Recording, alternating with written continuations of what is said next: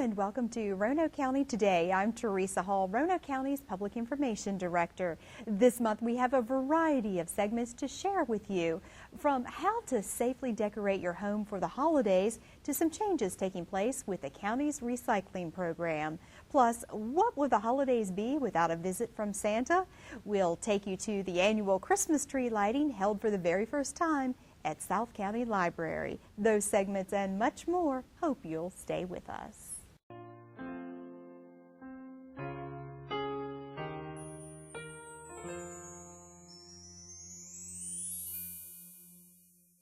Welcome back to Roanoke County Today. We're here at Roanoke County's Brambleton Center, one of the county's recreation facilities, and I'm joined by Nancy Duval, who oversees trash collection for Roanoke County. Nancy, thank you for your time coming out here and meeting with me at the Brambleton Center. The purpose or reason I wanted you to come out and talk with us is to discuss a little bit about the recycling location that's now located here at the Brambleton Center.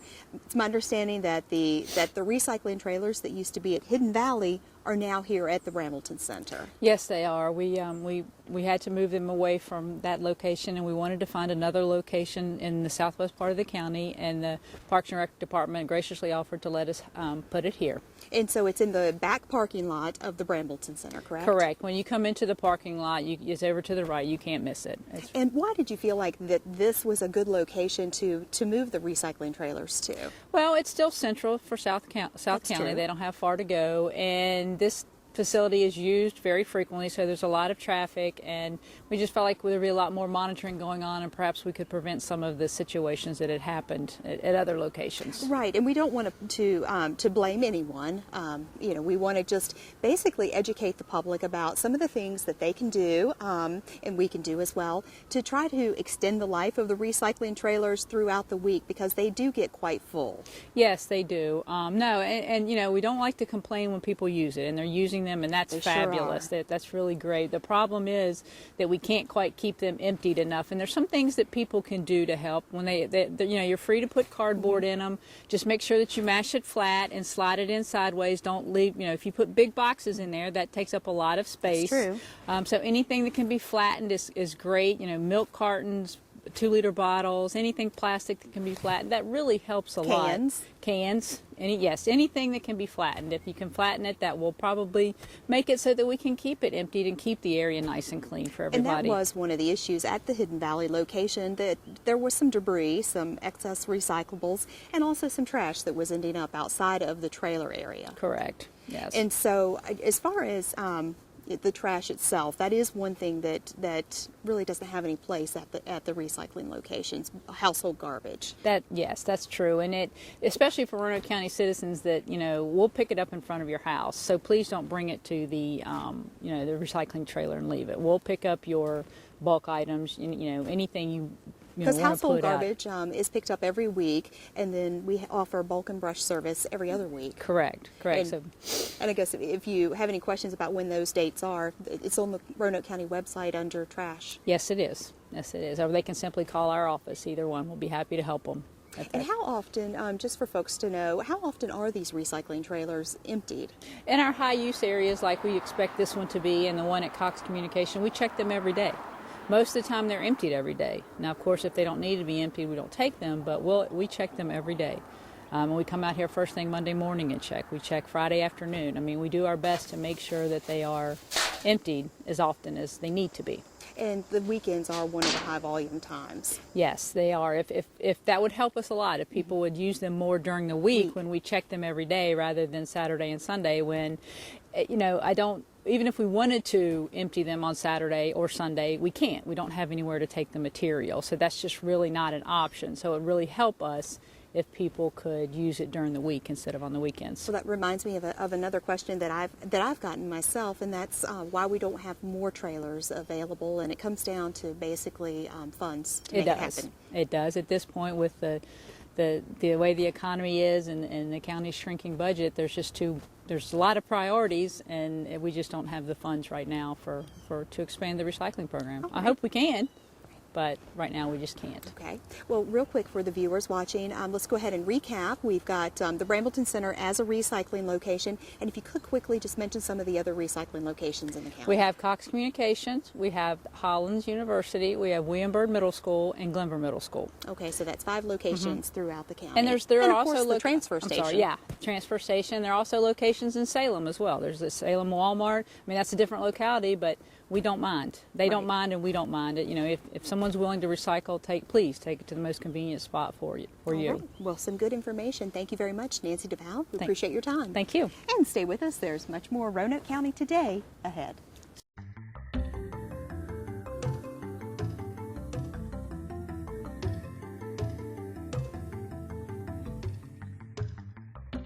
Reminding people about the dangers associated with driving while impaired is a year-round endeavor for the Roanoke County Police Department, but it's one that takes on special significance around the holidays. I'm joined now by Sergeant Tim Wyatt, a police officer with the Roanoke County PD.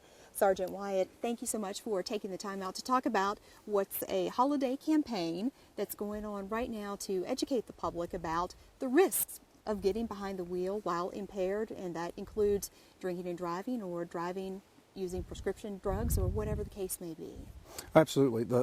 What tends to happen is this time of year there tends to be an increase in the number of social gatherings, maybe office parties or families getting together or what have you. And a lot of times this may involve the use of alcohol.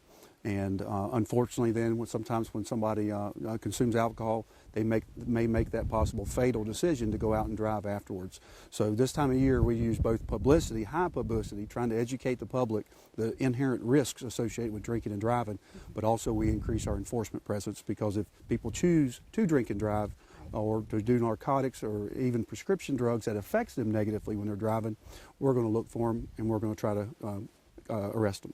And these are through sobriety checkpoints and also just increased patrol, saturation patrols, I think you refer to them as? Absolutely. Absolutely. And so is the idea through this publicity, I mean, you want to keep folks off the road, but to get people thinking before they go to those parties to make alternate arrangements? Absolutely. We want them to understand that the decision they may make before they even begin to drive to that party could have everlasting consequences. The fact that if someone chooses to drink and drive, they may take another one's life, and something that cannot be taken back. So we hope that they make a decision, make plans accordingly beforehand, to get that designated driver or to use that taxi, to use that other type of call a friend or what have you. Anything that it takes, even taking the keys from someone else that you think may be under the influence and getting ready to get behind the wheel of a car. Another option. Yeah. Absolutely. So with this campaign, I did notice something that was a little bit different this year. You're letting the media and the public know, hey, we're going to be out there, saturation patrols, and also going to have these sobriety checkpoints. But your information includes a whole other level too. One about wherein you're encouraging people to start a dialogue, a community dialogue with young people about the dangers associated with getting behind the wheel. Not necessarily even talking about drinking and driving, but just being cautious behind the wheel in general. Tell me a little bit about why that was important to do this year. Well, we had seen an increase in the number of fatal crashes involving teen drivers throughout our region. And with that in mind, we wanted to bring it to the attention of others. We want family, community, teachers, police officers, firefighters, anyone who can to get engaged with teen drivers about the risk associated with making bad choices behind the wheel. We just want the public, we want parents to engage with their teens, conversations around the table. Opportunity arises with something they see on TV, with a news story or something to that effect, for them to engage in that dialogue. It's something that we don't want swept under the rug. We don't want it to pretend it didn't happen. These things do happen, and we all have a responsibility to get involved in trying to prevent them. And so what I gather is it's not just talking about like drinking and driving behind the wheel, but if something runs out in front of you, you have to swerve, what steps to take. Make that part of your conversation at home.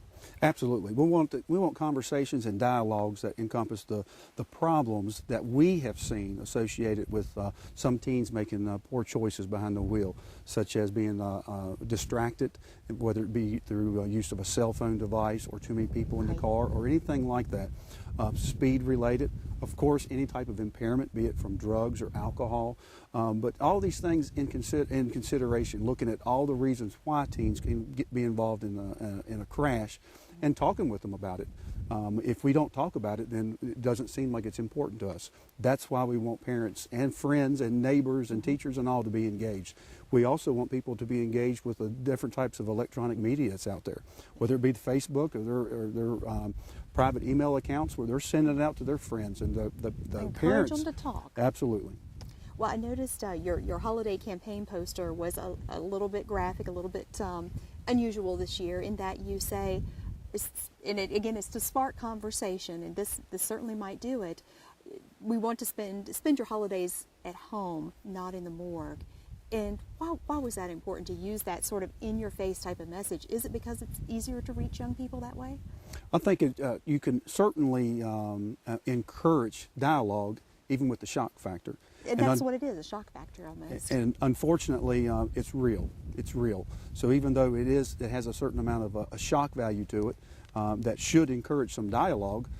If you put something out that's kind of stale or kind of ho-hum or what have you, I hate to put it that way, then it may go unnoticed. We want it to be noticed, and we want people to be engaged with this because far too often over the more than 20 years I've seen a young life has been ended very needlessly in a preventable crash, and that's what we want to try to prevent. All right, so you'll find that on Roanoke County Police Department web pages, but also the Roanoke County Police Department Facebook page and Blue Ridge Crash Team's Facebook page. And go there and you'll see an informational video to, again, spark that dialogue with the community, with your family, and also find that poster that we were just referring to and that you're probably seeing on the screen as we've been talking. I think both of those can help to encourage people to make this part of their conversation. Don't sweep it under the rug. It's important stuff. Thank you. All right. Sergeant Wyatt, good luck this holiday season, and we'll be talking to you, I'm sure, in the new year. Thank you. Stay with us, everyone. We'll be right back.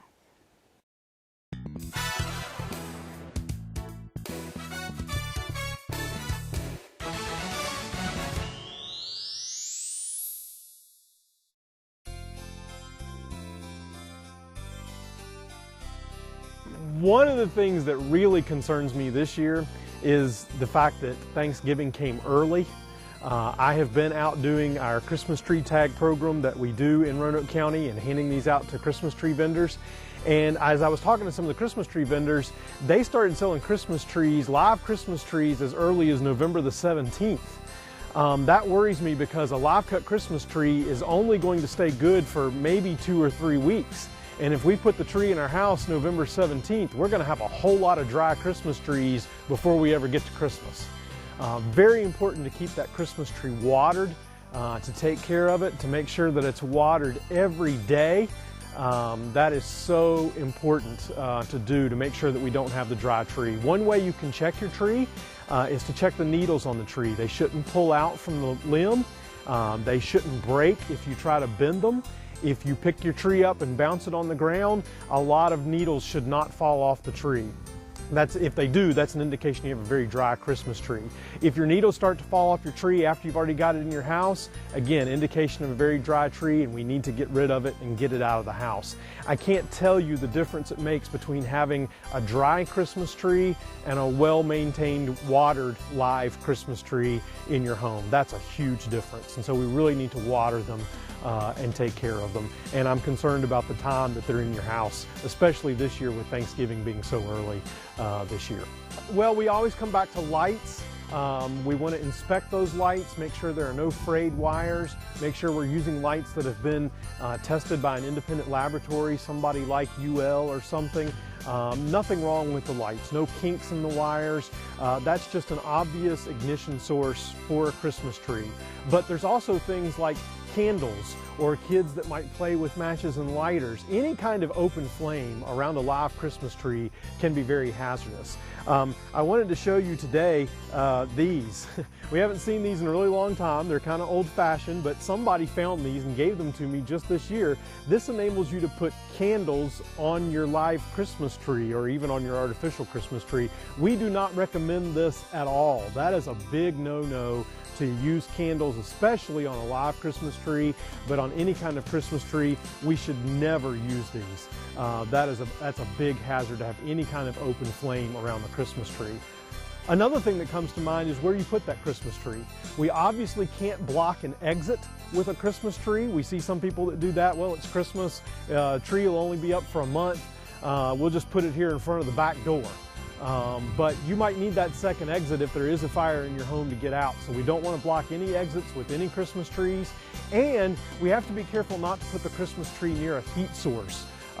Maybe it's a heating vent, maybe it's the wood stove, the fireplace, anything like that, because that's going to dry your tree out a lot quicker. And again, we come back to the problem of having that dry Christmas tree in the home. That's a big fire hazard. I think anytime we're talking about holiday safety, candles are an issue, just candles by themselves, even if they're not on the tree. Candles, people like to have them out at holidays. If you have a candle, you really can't leave it unattended. It's kind of like having the stove on. If you've got a candle lit in a room, you need to stay in that room while the candle is lit. You leave the room, blow the candle out. And we certainly never want to go to sleep with candles lit in the room either. That is very, very dangerous. Something we've seen a little bit already this season too is some people might not be using candles, but they're melting wax to get the scent and things like that. And they do that on the stovetop. That wax has a flash point of about 270 degrees. So it is possible to get the wax hot enough to where it's going to ignite on its own. So again, you have to be careful with that and make sure we don't leave unattended wax melting somewhere either. That could be very dangerous too. Extension cords are a big deal. You know, we never want to plug more than 3 strands of lights together at one time or into an extension cord. We want to try to keep those extension cord distances down to a minimum as well, so we're not having to run them a long distance. That puts more stress on the extension cord. And I think maybe even more than extension cords is just overloading the electrical outlet. Using things like gang plugs where we can plug 6 items into something that was meant for 2. That is never a good idea. If we use, I understand people have to use the extension cords at Christmas time, but don't put them in a traffic path where we're walking over them a bunch. And again, if you leave the house, turn the Christmas lights off. That's a big thing too, just make sure those Christmas lights come off when we leave the house. At the holiday times, there's parties, there's people coming over. We do a lot more cooking, and as we've talked about many times before, cooking is the #1 cause of house fires in America, and we've looked at it here in Roanoke County. It's the #1 cause of house fires here in Roanoke County too. So as we're doing those holiday celebrations, you might have friends over and everybody's putting something in the oven or on the stove to keep it warm before we're ready to eat, and there's the old saying of too many chefs in the kitchen. And somebody turns it up and somebody else didn't realize it, and one thing leads to another. We just have to be especially careful at the holiday times about what we're cooking, paying attention to it, not getting distracted by lights or parties or people coming over. Cooking is still very dangerous, and we need to pay attention to what's on the stovetop. If you'd like some more information regarding holiday safety, you can go to our website, www.roanokecountyva.gov/fire rescue.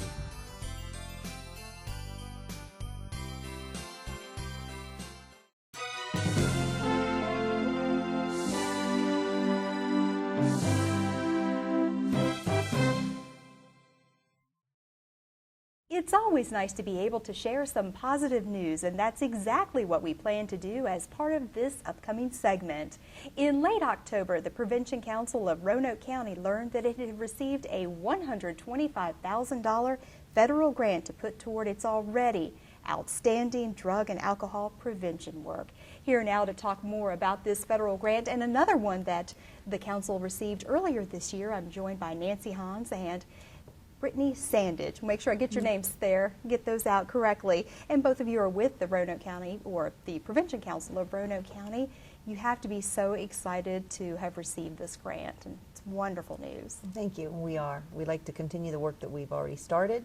And the federal grant that we received in October is part of our 10-year grant.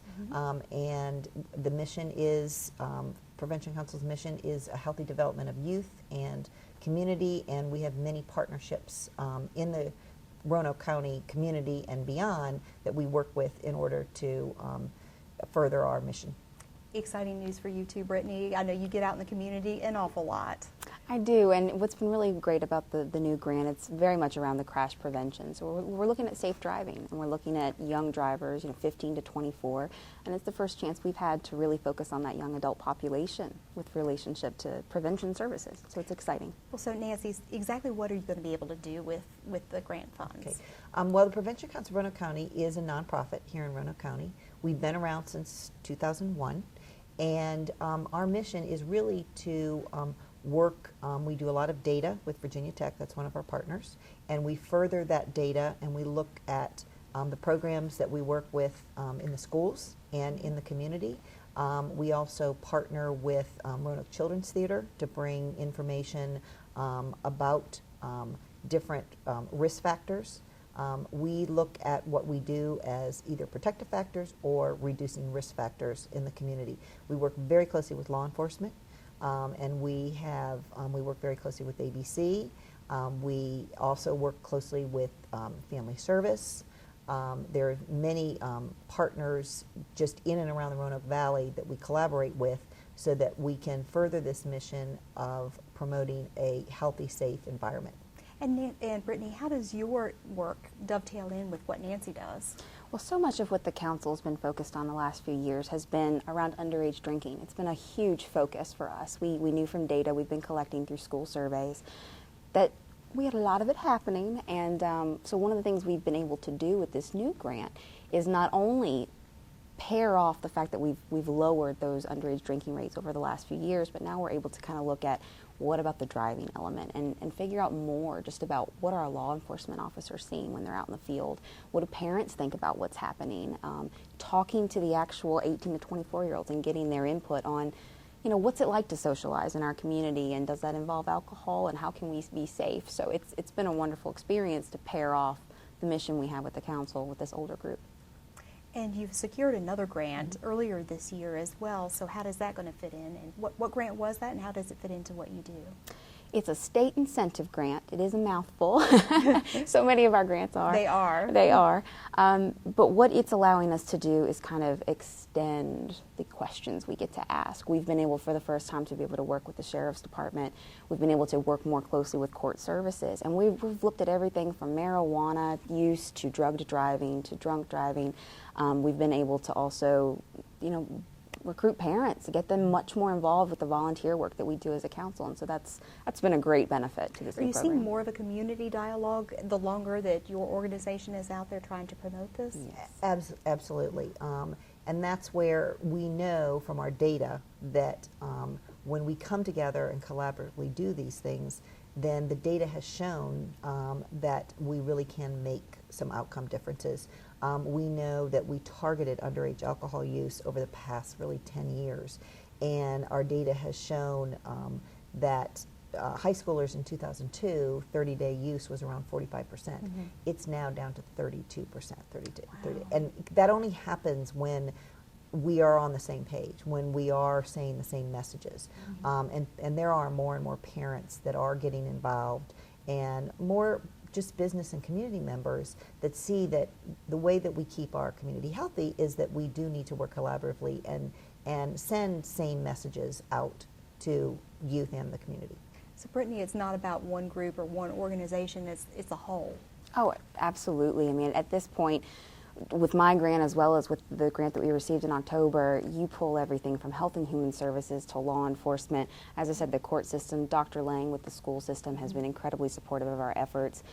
But then it comes down to, we've had local athletes, we've had, just different youth ambassadors from local colleges get involved. And I mean, that's a wonderful thing to see. It doesn't matter what issue we're targeting, whether it's bullying or underage drinking or whether it's something positive. You get so many people coming from so many different backgrounds, and that's really what it's about in this community. So we only have a few more minutes, but actually maybe two. But I'd love to know, what is the long-term plans for your organization? The long-term plan is to continue to build this capacity of partnerships. What's going to be coming up is in February 23rd, there'll be an annual Youth Leadership Summit at Northside along with BandFest. And in February and March, we will also be doing our collaboration with Roanoke Children's Theater. Eric and Elliot will be playing, and we'll be bringing all 8th graders to that show. So it's continuing to build on what we already have here as prevention. Well, I think both of you do an outstanding job. And in closing, I'd like to leave our viewers with your website so they can go there if they have any questions and would like more information. Oh, absolutely. If you go to our website, it's www.pc4y.org.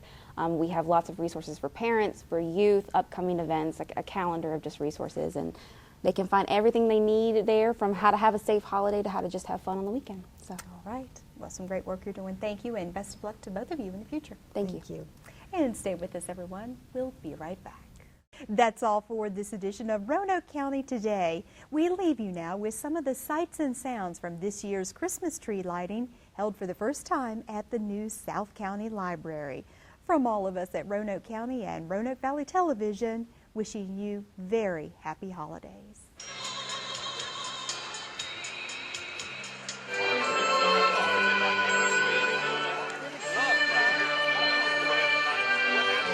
But thank you for being here. It's a wonderful night. This is terrific. I can remember nights when the wind was blowing and it was so cold you couldn't even stand it. But no one's going to get cold tonight and no one's going to get wet. Just happy.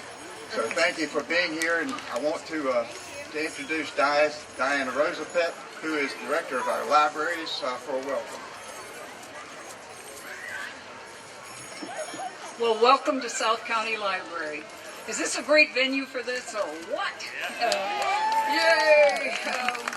We're happy to have you here tonight. We have many people that probably we should recognize, but frankly, my eyesight's too dim and the lighting's not that good yet. So welcome to all of you. We're especially happy to see the kids here tonight because this is their big night. And with that, we hope you enjoy the library, and we hope you enjoy the program, and you enjoy the surprises. Thank you for coming. Thank you, Diane. We have a little special entertainment for you tonight, so I'm going to introduce you to the Penfoss Elementary School ASK program, and they can take over from here.